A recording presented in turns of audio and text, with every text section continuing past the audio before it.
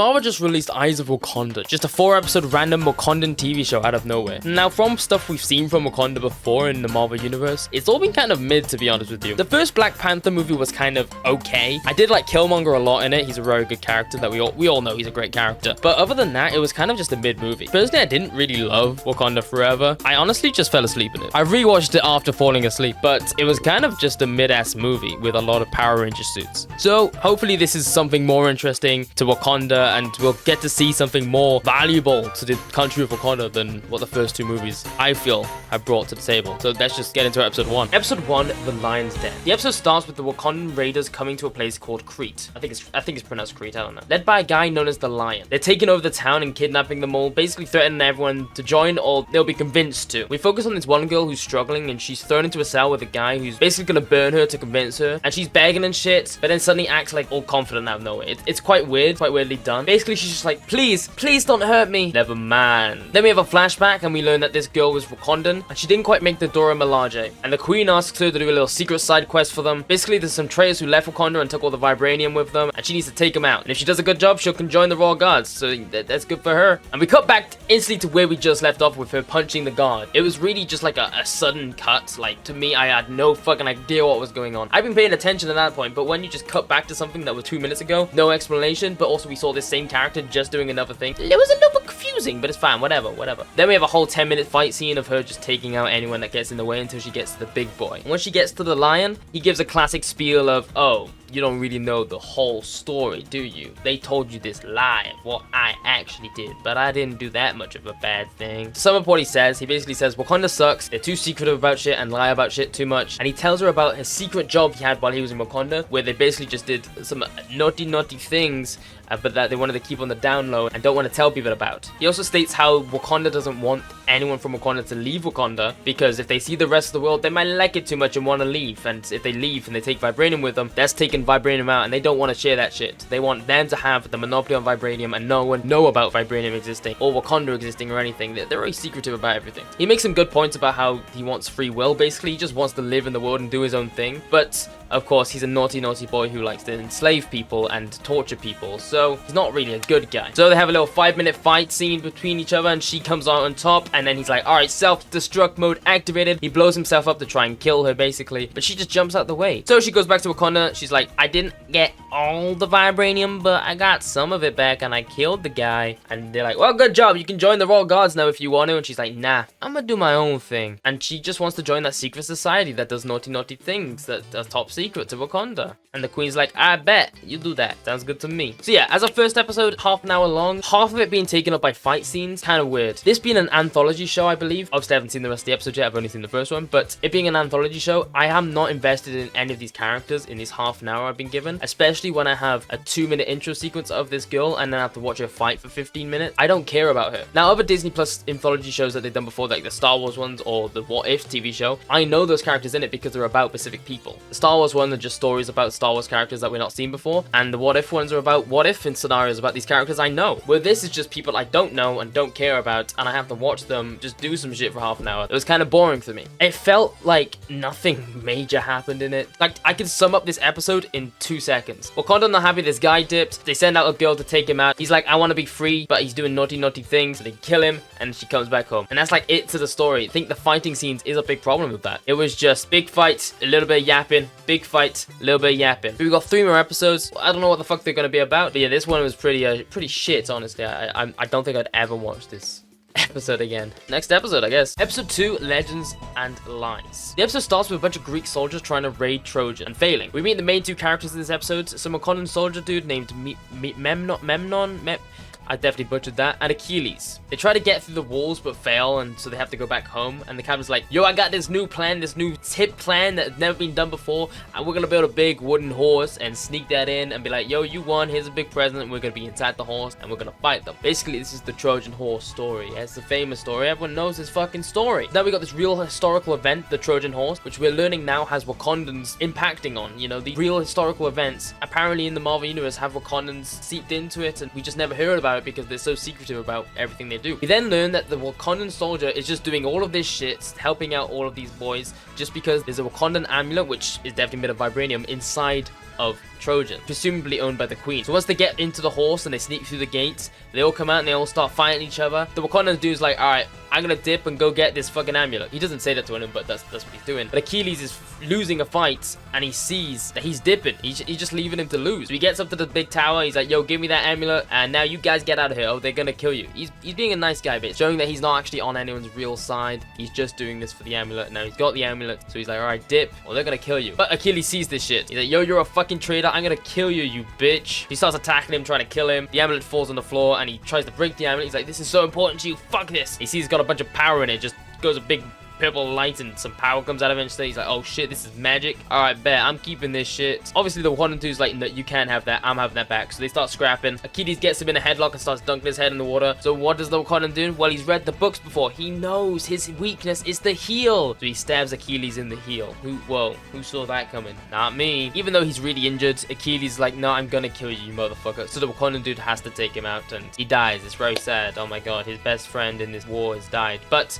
he's a Wakandan. He's gotta go back to his city. He's done his job. He can go back now. So he goes back to Wakanda and he goes and meets the girl from the first episode. She's old now. Some time has passed since that first episode, you know. He's like, yo, I've done this big mission. I've been gone for a decade with these guys, you know, helping them out, trying to get that amulet. And I've come back home, but it doesn't feel like home. I feel like out there is my home now. I don't know anyone here. And who I did know out there, I've just fucking killed. I want to go back out. Send me back out, coach. And she's like, yo, figure out what you want to do first, and then we'll send you out, Pookie Bear. And that's how the episode ends. Definitely a better episode than the first one. This one actually had a story which was engaging throughout. It wasn't just filled with fight scenes and then a little bit of talking and then fight scenes. I actually was engaged in this one, and even though I don't love that it's just a rehash of the Trojan horse story that we all know, like they've just done it. It does feel a bit like strange, like why are we doing this actual historical event in this TV show? But sure, whatever. But overall, an okay episode of a TV show. Like, it's not really good. I'm not like, oh my god, this TV show is peak. It's just fine. It's just, this episode was better than that last one because the last one was kind of shit. It is interesting that we got the woman from the first episode in this one, so obviously they're connected in some sort of way. I wonder if that will come up at all in the next 2 episodes. But yeah, we'll see where this goes. We'll see what we're feeling. We'll see how we're vibing. Let's go to the next episode right now. Episode 3, Lost and Found. We start with some Wakandan dude called Basha in China in bed with some random woman. He's on a mission to get some vibranium that China stole fucking 1,000 years ago. But currently that vibranium is the tongue of a dragon statue. He tries to steal that dragon head statue because he can't get the tongue out, so there's a whole sequence of him is trying to escape when they see him stealing it. And he jumps into his secret hidden ship and he flies back to Wakanda. The Wakanda's like, oh yo, you're alive? That's crazy. We thought you got killed by that legendary protector that China apparently has. They also pissed at him because he yonked the entire statue head, not just the vibranium. We then see that there was apparently an intruder that snuck onto his ship when he escaped. The intruder is looking for Basha, the main guy of this story, and also looks incredibly similar to Iron Fist. It's an Iron Fist. It's one of the Iron Fists. Basha finds her before she can find him, and it's revealed that the Iron Fist is the girl that he was in bed with at the very beginning of the episode. She's like, give me that statue back. That's my culture, you bitch. So they have a little scrap. They have a little chase sequence where she goes to the artifact room to go get the statue head back. She sees the treasure room with all the artifacts, and there's a bunch of different artifacts from different cultures there, and she's like, yo, you're just stealing from different cultures, you bitch. Let's have a little scrap. So they have a little scrap. She uses her Iron Fist powers, which is pretty cool, and she proclaims that she's the Iron Fist. Throughout the fights, he's trying to, you know, plead with her, trying to explain his case, you know, trying to just be like, yo, we could be friends, right? And eventually she gets her hands on the dragon head and sees the vibranium tongue. She takes it out with her powers because she got powers like that. I was like, yo,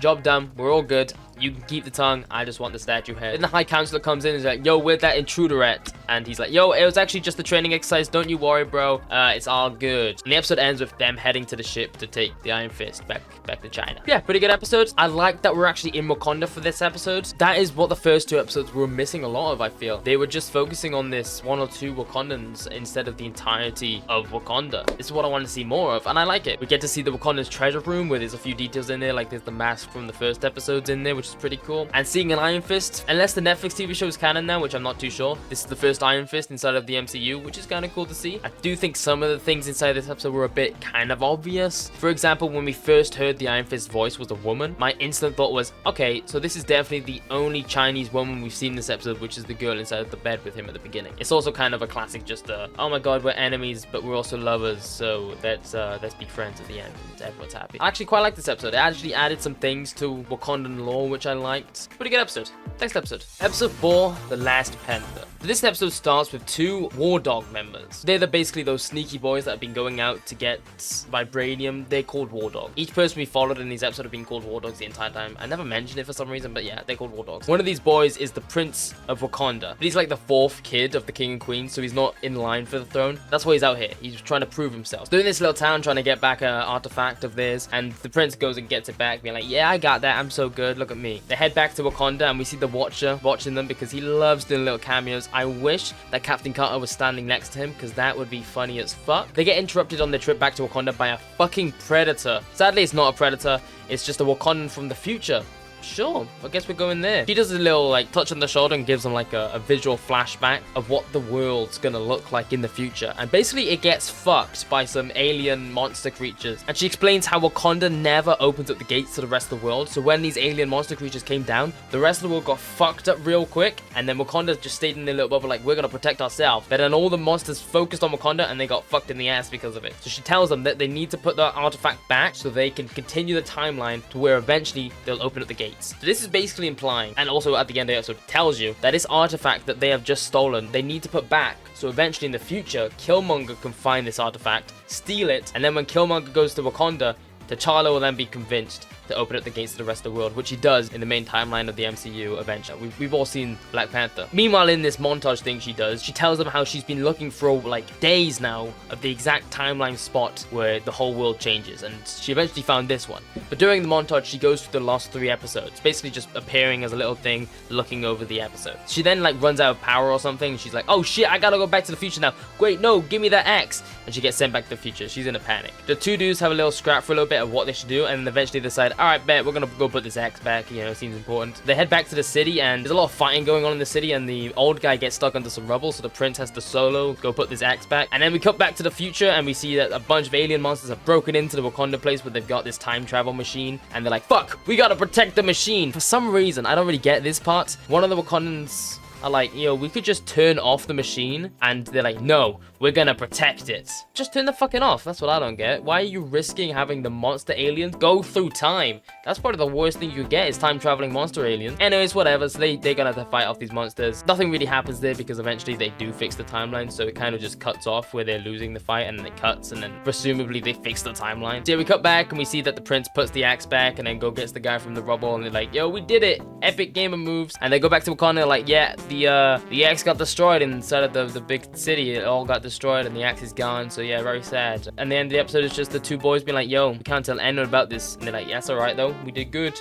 And it cuts to Killmonger being inside the museum that he is in Black Panther, and you know, it does a little fade out. Kind of a strange episode, I won't lie. I don't hate it, but also it feels like they're just adding story onto an existing piece of media. Like, none of this had to exist. We didn't need to know the origin story of the axe that Killmonger got inside of Black Panther, but sure. And it's kind of interesting seeing the future of Wakanda being destroyed because they didn't open the gates to the rest of the world. That's like an interesting what if scenario like we get to see. It would be more interesting if the bad guys that were in the future was something cooler. Obviously they can't do something insanely cool like fucking Doctor Doom or anything like that, but that would be cooler instead of these nondescript monster aliens with laser eyes. But overall, I thought it was an okay concept of an episode. I didn't hate it at all. I thought it was fine. The first episode of this was definitely the worst, but this was still overall just a mid. It was kind of just a mid show overall. So now I've seen the entire show, let's give a little review on the entirety of the show. Obviously I've already spoke about each individual episode, but as a whole, what did I think of the show? Pretty fucking mid, I'll be honest. I do think it was kind of pointless. It was too short of a show to really be impactful, and each episode was too short to get connected to characters enough to really care about what's going on. Especially that goddamn first episode. Obviously I already spoke about it, but it was just nothing. I didn't care about the characters. The rest of the episodes had a little bit better of that, but at the same time, we have so little time with them, it's really hard to really care about what they're doing and what they're saying. It's also very repetitive. Each episode is all about these just artifacts they need to bring back to Wakanda. I suppose that's the entire theme of the show, is just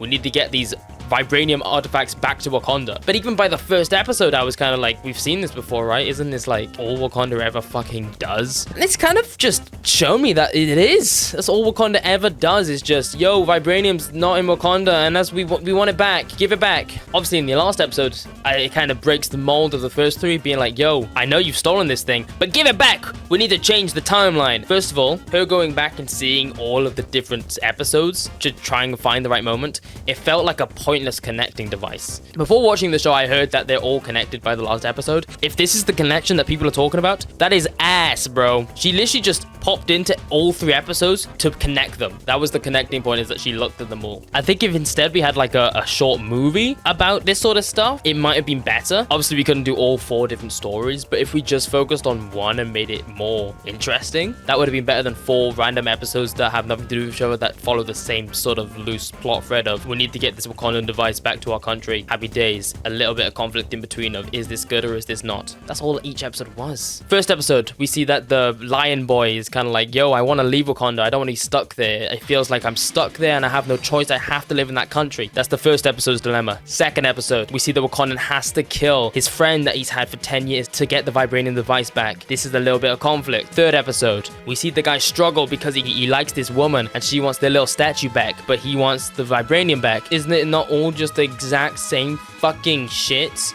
each episode? And the last episode just felt like yo, we're actually gonna just make an excuse for how this is connected to the Black Panther movie that everyone likes, because everyone really likes Killmonger, right? So we actually put the axe there through time travelers. I don't give a shit. So yeah, pretty shit show, honestly. I don't think I'd ever watch this again out of my own free time. Yeah, I'll give the show a 3 out of 10. Not great. Subscribe.